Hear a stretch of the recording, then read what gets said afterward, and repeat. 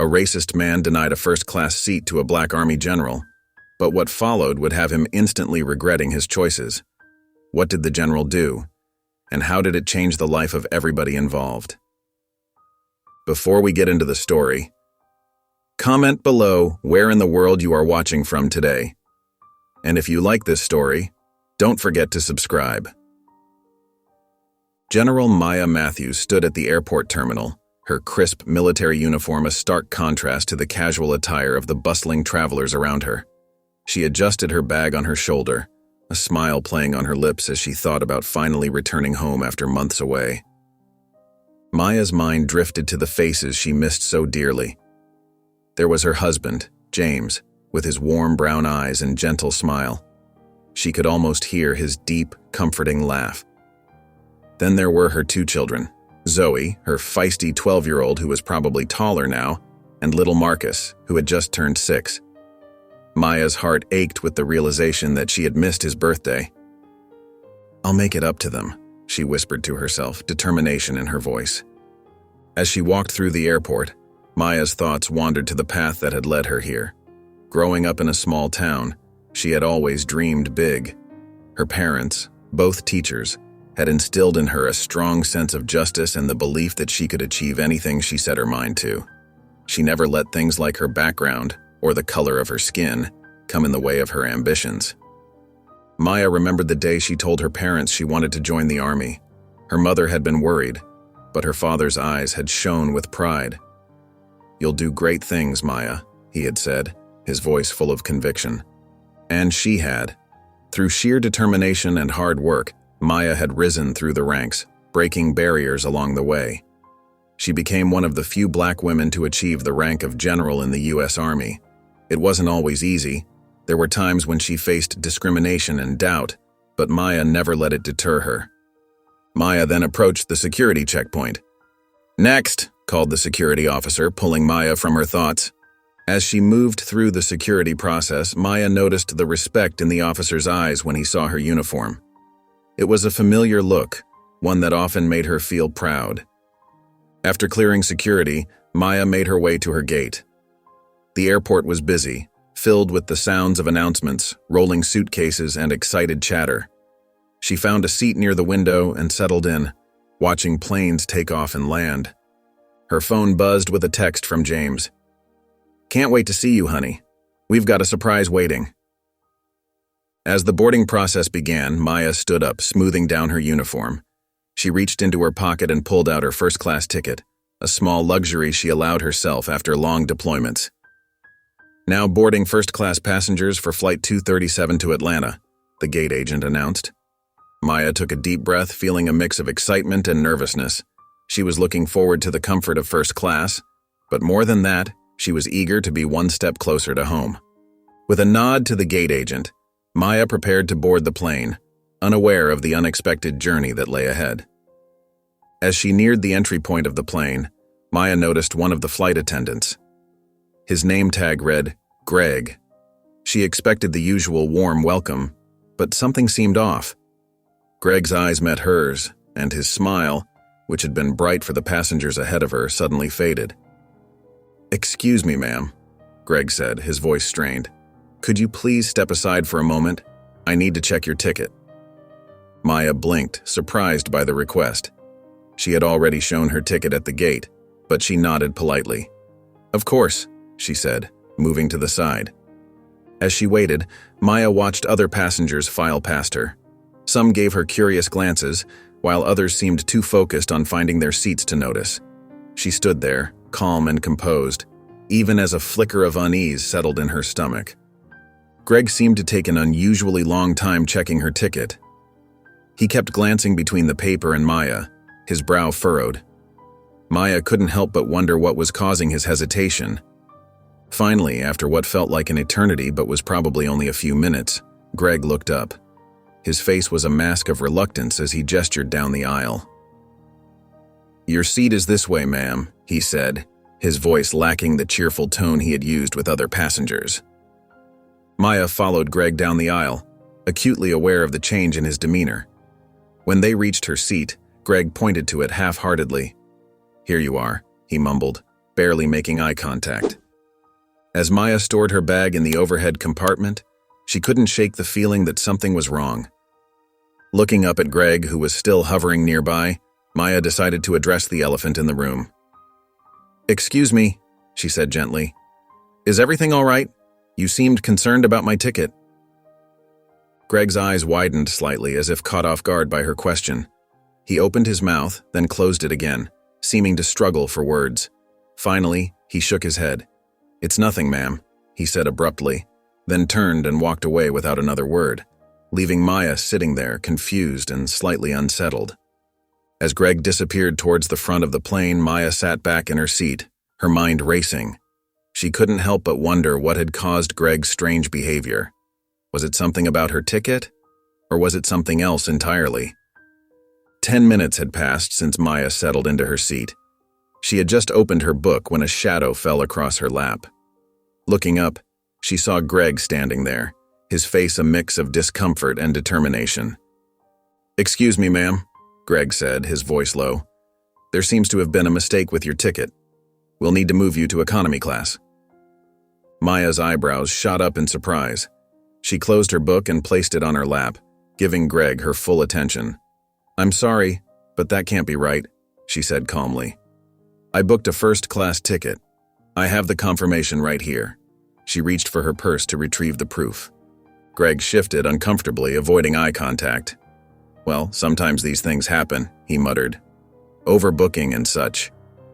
Maya looked around the first-class cabin, noticing several empty seats. She turned back to Greg, her expression puzzled. "But there are empty seats here. How could it be overbooked?" Greg's face flushed and his jaw tightened. In a low voice, barely audible over the hum of the plane's engines, he snapped, "Look, let's be real. You couldn't have been traveling first class anyway. It's probably just a mix-up in the system." The cabin fell silent. Nearby passengers turned to stare, their expressions a mix of shock and discomfort. Maya sat very still, her heart pounding in her chest. She took a deep breath, willing herself to remain calm in the face of such blatant discrimination. "Excuse me?" Maya said, her voice steady but firm. "What exactly do you mean by that?" Greg seemed to realize he had crossed a line. He stammered, I just meant—" Maya stood up, drawing herself to her full height. Her eyes locked onto Greg's, and she spoke with the quiet authority that had served her well throughout her military career. "I am General Maya Matthews of the United States Army. This first-class ticket is rightfully mine, purchased through official channels for my return home from active duty." Greg's face was drained of color. He opened and closed his mouth several times, no words coming out. The other passengers watched the scene unfold, some shaking their heads in disapproval at Greg's behavior. "I don't know what assumptions you've made about me," Maya continued, her voice calm but carrying a weight that made Greg shrink back slightly. "But I can assure you, they're incorrect." As Maya stood her ground, the tension in the first-class cabin grew palpable. Nearby passengers who had been pretending not to notice could no longer ignore the unfolding situation.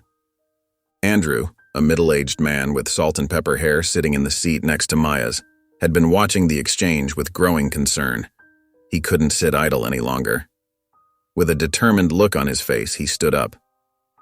"Excuse me," Andrew said, his voice firm but controlled. "I couldn't help but overhear what's going on here. Sir," he addressed Greg directly, "your behavior is completely unacceptable."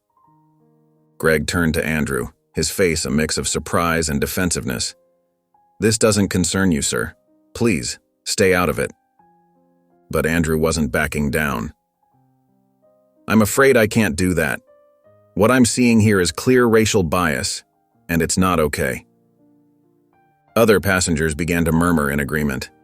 A young woman a few rows back pulled out her phone and started recording the scene. "You asked this woman to move based on nothing but your own prejudiced assumptions," Andrew continued, his voice rising slightly. "She's shown you her ticket, told you she's a general in our armed forces, and you're still treating her this way. It's disgraceful." More passengers joined in, their voices creating a chorus of disapproval. "He needs to apologize," someone called out. "This is blatant discrimination," another added. The young woman with the phone spoke up. "I've got this all on video." Greg looked around, his face pale, realizing the gravity of the situation he had created. The other flight attendants hovered nearby, unsure of how to intervene. "Well?" Andrew pressed, crossing his arms. "I think you owe the general an apology." Greg's face flushed a deep red as he looked around at the disapproving faces of the passengers. With a forced smile that looked more like a grimace, he turned to Maya. I'm sorry, ma'am," Greg said, his words coming out in a rush. "This was all just a big misunderstanding. Really, it was." He glanced anxiously at the passengers who were still recording the incident on their phones. "Please, there's no need to keep filming. Everything's fine now." Greg's apology sounded hollow, his words lacking any real sincerity. It was clear he was more concerned about getting out of the spotlight than truly making amends. He shifted from foot to foot, looking like he wanted nothing more than to disappear. "Again, I'm very sorry for the confusion," he said to Maya, not quite meeting her eyes. "Of course, you can keep your seat. Enjoy your flight." Without waiting for a response, Greg turned on his heel and hurried away, disappearing behind the curtain that separated first class from the rest of the plane.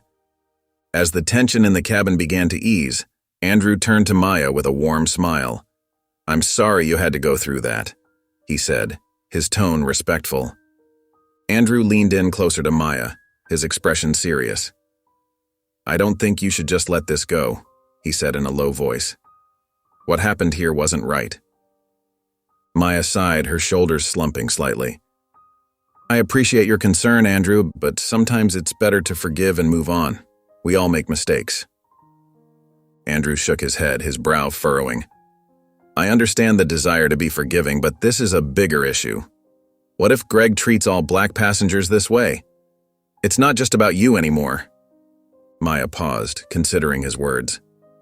She looked around the cabin, noticing the concerned faces of other passengers. After a moment, she nodded slowly. "You're right. This isn't just about me. If we don't speak up, nothing will change." Andrew smiled, relieved. "I'm glad you see it that way. We should do something about this." Just then, Maya remembered the passengers who had been recording the incident. She turned to the woman sitting across the aisle, who still had her phone out. "Excuse me," Maya said politely. "Would you be willing to share that video with me?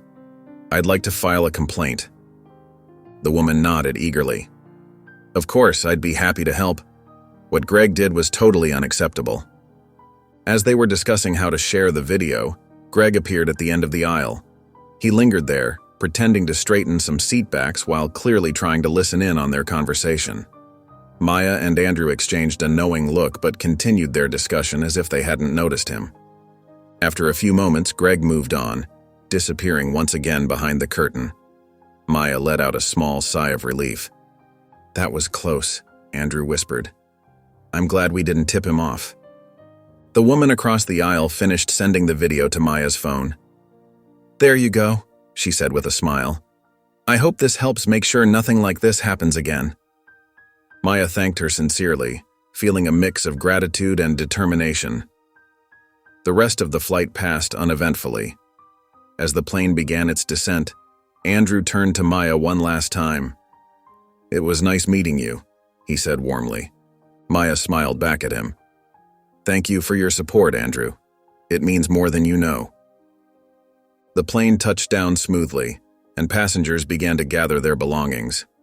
As they filed off the aircraft, Maya noticed Greg standing near the exit, bidding farewell to the passengers. When it was Maya's turn to leave, Greg's smile faltered once again. He gave her a cold look and remained silent as she passed by, a stark contrast to his polite farewells to the other passengers. As Maya stepped into the airport terminal, her eyes scanned the crowd eagerly. Suddenly, she spotted them, her family waiting with bright smiles and open arms. Her heart swelled with joy as she rushed towards them. "Mom!" Her two children, Zoe and Marcus, shouted in unison. They ran to her, wrapping their arms around her waist. Maya hugged them tightly, kissing the top of their heads. "Oh, I've missed you both so much." Her husband, James, approached with a warm smile. "Welcome home, honey," he said, pulling her into a loving embrace. Maya's mother, Grace, stood nearby, her eyes glistening with happy tears. "It's so good to have you back, sweetheart," she said, joining the family hug. For a moment, Maya forgot all about the unpleasant incident on the plane. She was home, surrounded by the people she loved most in the world. Nothing else mattered. The family made their way to the car, chatting excitedly about Maya's trip and catching her up on everything she'd missed while away. The drive home was filled with laughter and stories, with Zoe and Marcus competing to tell their mom about their latest adventures at school. At home, Maya unpacked while Grace prepared dinner. The aroma of her favorite home-cooked meal filled the air, making her realize just how much she'd missed these simple pleasures. As they sat around the dinner table that evening, Maya felt a deep sense of contentment. During one conversation, the memory of the flight incident suddenly resurfaced in Maya's mind. Her expression must have changed because James looked at her with concern. "Is everything okay, Maya?" he asked gently. Maya hesitated for a moment, then decided to share what had happened. She told them about Greg's behavior, the confrontation, and how the other passengers had supported her. As she finished her story, she noticed the varying reactions around the table. Zoe and Marcus looked confused and upset, while her mother shook her head sadly. James's face had hardened with anger. "That's completely unacceptable," David said firmly. "You need to file a complaint with the airline." Maya sighed. "I know, I hate to make a fuss." "It's not making a fuss, Mom," Marcus chimed in. "It's standing up for what's right." Zoe nodded in agreement. "Yeah, you always tell us to speak up when we see something wrong." Maya felt a surge of pride in her children's words. She looked at her mother, who gave her an encouraging nod,